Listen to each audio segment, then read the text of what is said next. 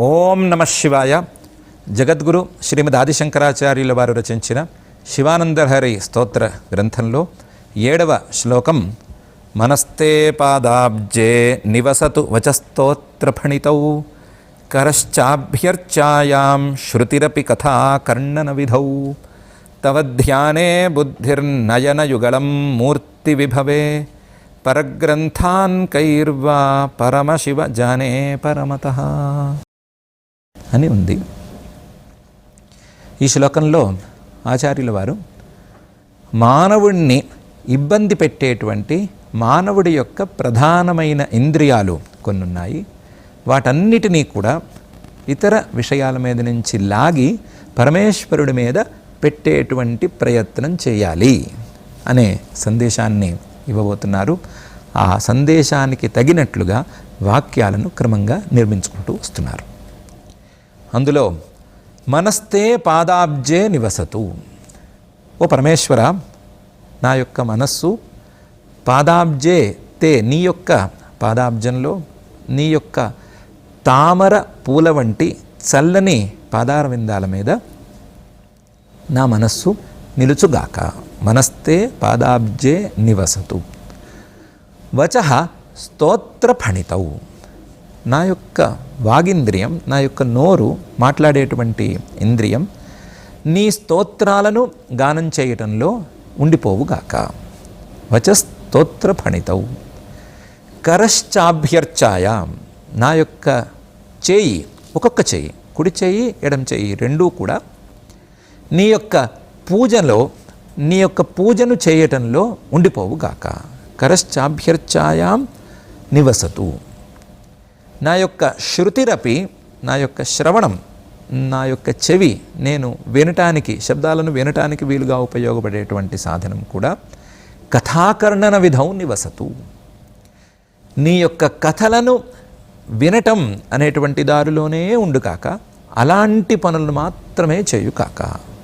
నివసతు కథాకర్ణన విధౌ. తవ ధ్యానే బుద్ధి. నా యొక్క బుద్ధి నిశ్చయాన్ని చేసేటువంటి నిశ్చయాత్మకమైనటువంటి బుద్ధి తవ ధ్యానే, నీ యొక్క ధ్యానంలో ఉండిపోవుగాక. నయన యుగళం మూర్తి విభవే. నా యొక్క రెండు కళ్ళు కూడా నీ యొక్క విగ్రహాన్ని, నీ యొక్క లింగాన్ని లేదా దివ్యమంగళ స్వరూపాన్ని చూడటంలో ఉండిపోవుగాక. ఆ మూర్తి యొక్క విభవం, మూర్తి యొక్క వైభవం, మూర్తి యొక్క సౌందర్యం, ఈ విషయంలో నా రెండు కళ్ళు పరిమితమైపోవుగాక. నయన యుగలం మూర్తి విభవే. ఇట్లాంటి సందర్భంలో పరగ్రంథాన్ కైర్వా పరమశివ జానే పరమతః.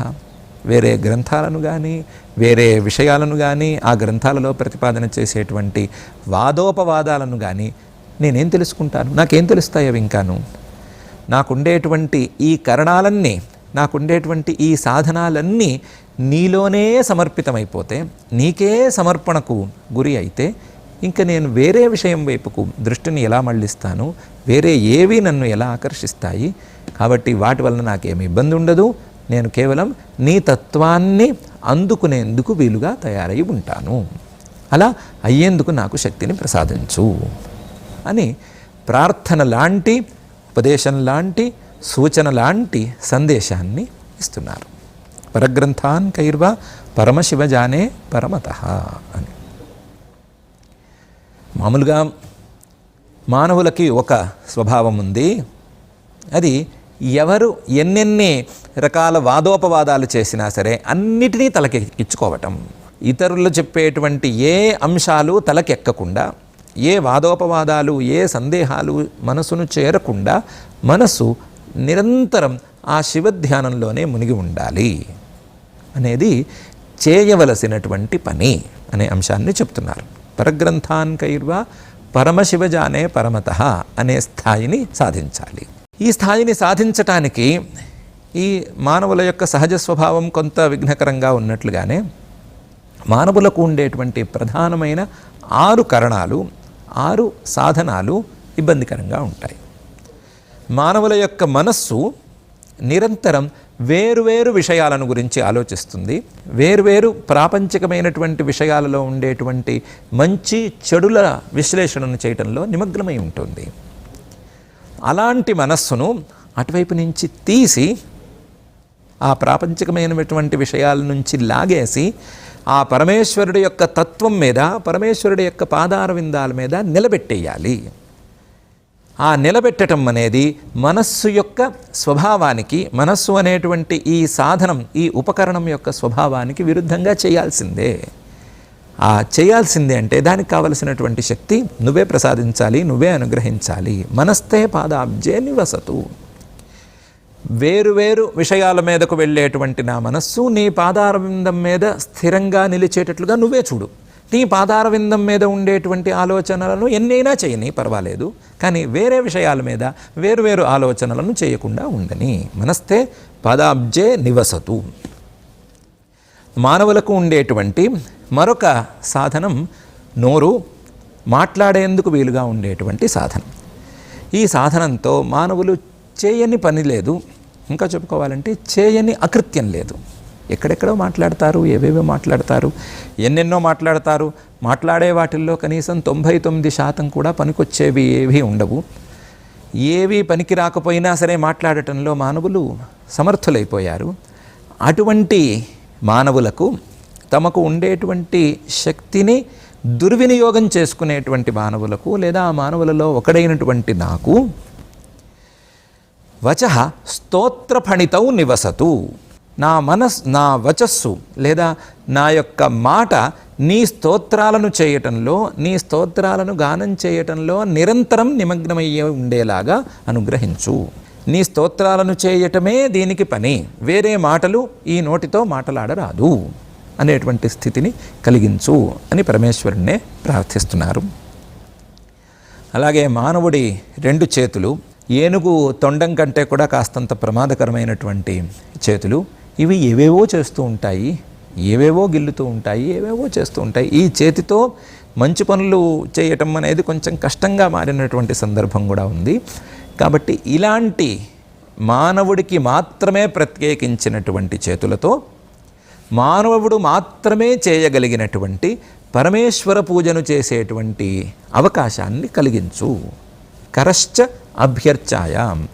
మానవుడికి మాత్రమే ఉండేటువంటి ఈ హస్తేంద్రియాన్ని మానవుడు దుర్వినియోగపరుచుకుంటున్నటువంటి ఈ హస్తేంద్రియాన్ని, ఈ చేతుల్ని నీ యొక్క పూజకై వినియోగించేలాగా చెయ్యి. కరశ్చాభ్యర్చాయాం నివసతు అని వేడుకుంటున్నారు. కరశ్చ అని చకారం ద్వారా ఒకవేళ చేస్తే నీకు సంబంధించిన పని ఏదైనా చేయొచ్చు. నీకు పూజ చేసే పనైనా చేయొచ్చు, ఆ పూజకు పూలు కోసే పనులైనా చేయొచ్చు, మరొక పనైనా చేయొచ్చు. అంతా నీ సేవకు వినియోగించే మాట అయితే పనికొస్తుంది. కానీ నీ సేవకు వినియోగించనటువంటి ఏ పనైనా సరే ఈ చేతులతో చేయడానికి వీల్లేదు.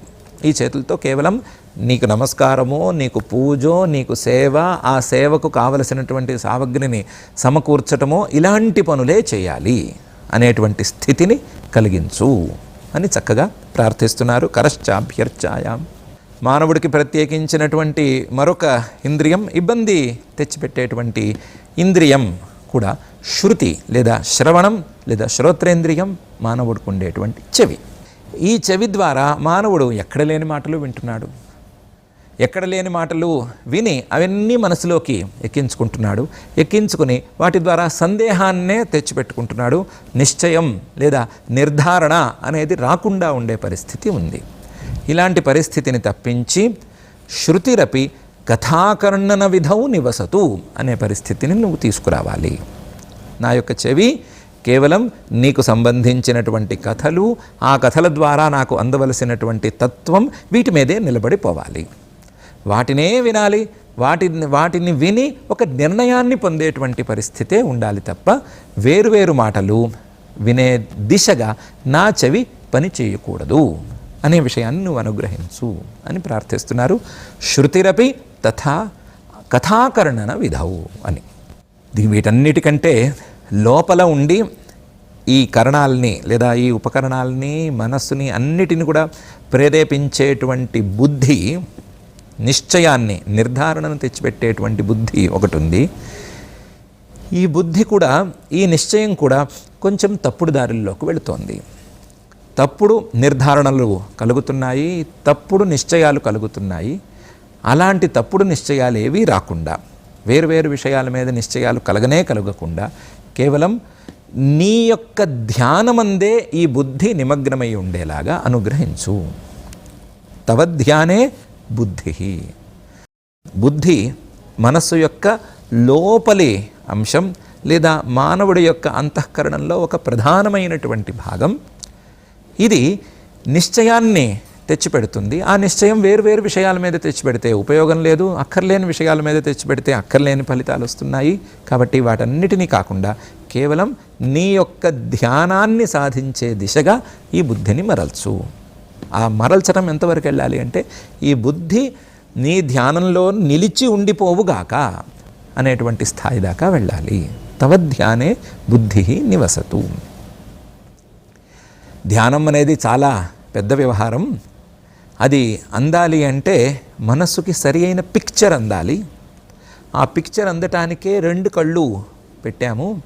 కాకపోతే ఆ కళ్ళతో ఏవేవో చూస్తున్నారు, అక్కర్లేనివి చూస్తున్నారు. అక్కర్లేని పిక్చర్లు చూసి వాటిని మనసులోకి ఎక్కిస్తున్నారు. వాటి మీద ధ్యానం సాగేటట్లుగా పెడుతున్నారు. వాటి మీద ధ్యానం కుదిరే లోపలే ఇంకో పిక్చర్ తీసుకొచ్చి ఈ మీద ధ్యానమా దాని మీద ధ్యానమా అనే డోలాయమానమైన పరిస్థితి వచ్చేటట్లుగా తయారు చేస్తున్నారు. మానవులకు ప్రత్యేకించిన ఎన్నో వేల కెమెరాల శక్తి కలిగినటువంటి కళ్ళను మానవులు దురుపయోగం చేసుకుంటున్నారు. ఆ దురుపయోగం చేసుకుంటున్నటువంటి ఆ కళ్ళను కూడా నయన యుగళం మూర్తి విభవే. నీ యొక్క సౌందర్యాన్ని, నీ యొక్క సగుణమైనటువంటి రూపాన్ని చూసే దిశగా ప్రోత్సహించు. నా కళ్ళు మానవుడికి మాత్రమే ప్రత్యేకించినటువంటి కళ్ళు, మానవుడు దుర్వినియోగం చేసుకుంటున్నటువంటి కళ్ళు, ఏవేవో చూసి మనసుకి అనవసరమైన పిక్చర్లు అందిస్తున్నటువంటి ఈ కళ్ళు కేవలం నీ యొక్క సగుణ రూపాన్ని మాత్రమే చూసే పరిస్థితి, నీ యొక్క మూర్తి సౌందర్యాన్ని మాత్రమే చూసేటువంటి పరిస్థితి నాకు కలుగ్గాక. నయన యుగళం మూర్తి విభవే నివసతు. నీ మూర్తిని తప్ప, నీ మూర్తి యొక్క వైభవం తప్ప, నీ మూర్తి సౌందర్యం తప్ప, నీ విగ్రహ సౌందర్యం తప్ప నాకు వేరే ఏది మనసులోకి పోనివ్వకుండా ఈ కళ్ళు నీ మూర్తిని మాత్రమే చూసుకాక అని కూడా ప్రార్థన చేస్తున్నారు. నయన యుగళం మూర్తి విభవే అని. మానవుడికి ఎన్నెన్నో కరణాలున్నాయి, ఎన్నెన్నో ఉపకరణాలున్నాయి. ఆ ఉపకరణాల ద్వారా మనస్సుల్లోకి వేరువేరు విషయాలను పంపించకుండా కేవలం పరమేశ్వర తత్వాన్ని మాత్రమే మనస్సులో ధ్యానించుకునేటువంటి పరిస్థితిని కలిగే విధంగా ఆయా పనులను, పరమేశ్వర తత్వానికి సంబంధించినటువంటి ఆయా పనులను ఆయా కరణాలు చేయుగాక. అలా చేసేటట్లుగా నీవు అనుగ్రహించు అని ఈ శ్లోకంలో పరమేశ్వరుణ్ణి ప్రార్థన చేసి చూపిస్తున్నారు. ఇలా ప్రార్థన చేయటం ద్వారా ఇంద్రియాలను లేదా ఆయా ఉపకరణాలను, ప్రధానమైనటువంటి ఉపకరణాలను, మానవులకు మాత్రమే ప్రత్యేకించి సృష్టింపబడినటువంటి ఈ కరణాలను మానవులు వేరువేరు విషయాల మీదకు పంపిణీ చేసి దుర్వినియోగపరుస్తున్నారు. దుర్వినియోగపరచటం అంటే వాటి ద్వారా తీసుకొచ్చి మనస్సుకి, బుద్ధికి అనవసరమైనటువంటి విషయాలను అందించటం చేస్తున్నారు.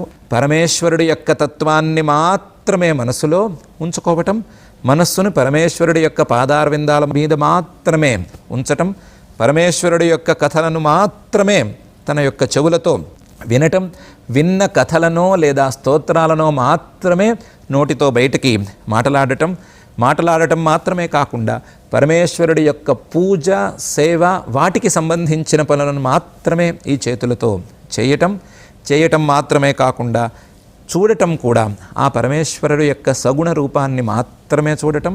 ఈ కళ్ళతో పరమేశ్వరుడి యొక్క నిర్గుణ రూపాన్ని చూసేందుకు అవకాశమే లేదు కాబట్టి పరమేశ్వరుడి యొక్క సగుణ రూపం, ఆ రూపం యొక్క సౌందర్యాన్ని మాత్రమే వీటితో చూడటం, చూసి చివరికి బుద్ధిలో పరమేశ్వరుడి యొక్క ధ్యానాన్ని మాత్రమే సాధించే స్థితికి, ఇతర విషయాలను రానివ్వనటువంటి స్థితికి చేరటం అనేది మానవుల యొక్క కర్తవ్యం. అని ఈ శ్లోకంలో శంకరాచార్యులు వారు చాలా స్పష్టంగా సందేశాన్ని ఇస్తున్నారు. దానికి తగినట్లుగా ఆ పరమేశ్వరుణ్ణి వేడుకోవటమే కర్తవ్యం అని కూడా బోధిస్తున్నారు. మనస్తే పాదాబ్జే నివసతు వచస్తోత్రఫణితౌ కరశ్చాభ్యర్చాయాం శృతిరపి కథాకర్ణన విధౌ తవ ధ్యానే బుద్ధి నయనయుగలం మూర్తి విభవే పరగ్రంథాన్ కైర్వ పరమశివ జానే కథం పరమతః. ఇలాంటి పరిస్థితే వచ్చినట్లయితే, నీ ధ్యానమే నా మనసులో కుదురుగా ఉన్నట్లయితే, నేను ఇతరుల వాదోపవాదాలని కానీ, ఇతరుల కథలు కానీ, లేదా ఇతరులు చెప్పేటువంటి విషయాలు కానీ, ఆ గ్రంథాలను కానీ చూసే పరిస్థితి ఎక్కడి నుంచి ఉంటుంది? ఉండకపోతే గనక వాటి ద్వారా నాకు సందేహాలు లాంటివి ఎందుకు కలుగుతాయి? సందేహాలు కలగని పరిస్థితి రావాలి అంటే నీ ధ్యానం కుదరాలి. నీ ధ్యానం కుదరాలి అంటే ఆయా ఇంద్రియాలన్నీ కూడా నీకు సంబంధించిన వ్యవహారాల్లో వ్యాపృతమై ఉండాలి అనే విషయాన్ని చక్కగా ఆచార్యులు వారు బోధిస్తున్నారు.